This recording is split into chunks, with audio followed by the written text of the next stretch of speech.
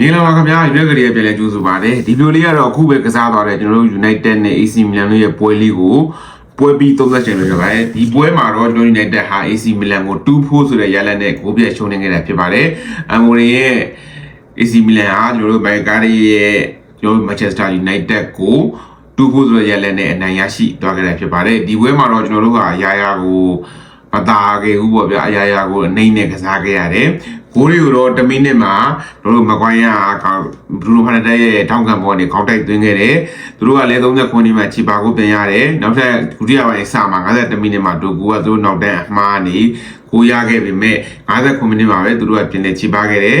68 81တီမှာ290တိုက်သွင်းပြီးတော့ကျွန်တော်တို့ United ဟာ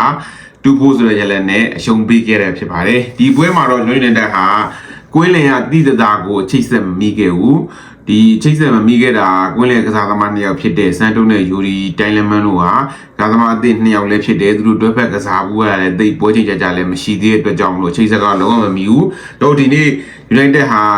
ပွဲထွက်လူချင်းမှာတော်တော်လေးတောင်းတင်တဲ့လူစီထွက်လာခဲ့တယ်ဝေမန်နေမှာဆိုယူရီစန်နာလာမန်ဒီနောက်တန်းနေရာမှာဆိုရင်မကွိုင်းရရဲ့ဟဲပင်ရဲ့ထိုင်ထားပြီးတော့မာစတာဝီရဲ့လူရှော့ရဲ့ဘေးနှစ်ဖက်မှာထားတယ်ကွင်းလယ်မှာဆိုရင်ယိုရီတယ်လမန်နဲ့စန်တိုကိုထားပြီးတော့ဒီနံပါတ်10နေရာမှာဆိုဘရူနိုဖာနန်တက်တောင်မနှစ်ဖက်မှာတော့အာမန်နဲ့ဒိုကူတိုက်စစ်မှုနေရာမှာတော့ကူညာသူတို့ကဒီကျွန်တော်တို့ United မှာဆိုအတောင်တင်းဆုံးလူစင်းလို့ပြောလို့ရတယ်ဒါပေမဲ့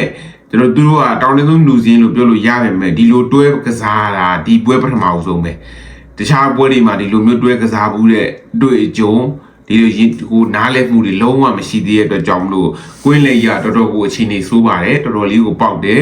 နောက်တန်းလည်းရော့တိရော်ရဲကစားခဲ့တယ်နောက်ဒုတိယပိုင်းမှာတော့မာတီနက်တို့ဝင်လာတယ်ဒီရှိန်းလေစီတို့ဝင်လာတယ်အဘူမိုတို့ဝင်လာတယ်နောက်ပြီးကျွန်တော်တို့ရဲ့မာကတ်ရော့ဖို့ဝင်လာတယ်နံပါတ်9ဝစ်ဆင်ပြီးတော့ဝင်လာခဲ့တယ်ဒါပေမဲ့သူတို့လည်းထင်သလောက်ခြေစွမ်းမပြနိုင်ခဲ့ဘူးကျွန်တော်တို့က2-4ဆိုရတဲ့ရှုံးခဲ့တယ်ရခဲ့တဲ့2ဂိုးကလည်းတောင်းကန်ဘောကတကူဒီသူများအမှားတကူဆိုတဲ့အတွက်ကြောင့်ထိရောက်တဲ့တိုက်စစ်စင်မှုတွေဒီ open play ကနေဝေးရနိုင်တဲ့ခွင့်ရည်တွေဖန်တီးဖို့တော့အများကြီးလိုအပ်နေသေးတယ်ဒီကျွန်တော်တို့ United ရဲ့အသင်းကောင်းတဲ့ဘလူးနိုဖာနက်ကလည်းတော်တော်လေးကိုပုံမှန်ချီစမ်းအောင်ရောက်နေလို့ပြောရမယ်ပိုင်းဒီလုံးကိုလည်းကိုသမားပုတ်တူကန်တာမဝင်ခဲ့ဘူးပေါ့ဗျာကိုသမားပုတ်သွားခဲ့တယ်ဒီပွဲမှာဆိုရင်ပြီးခဲ့တဲ့ပွဲကလည်းပိုင်းဒီမဝင်ခဲ့ဘူးဒီပွဲလည်းပိုင်းဒီမဝင်ခဲ့တဲ့အတွက်ကြောင့်မလို့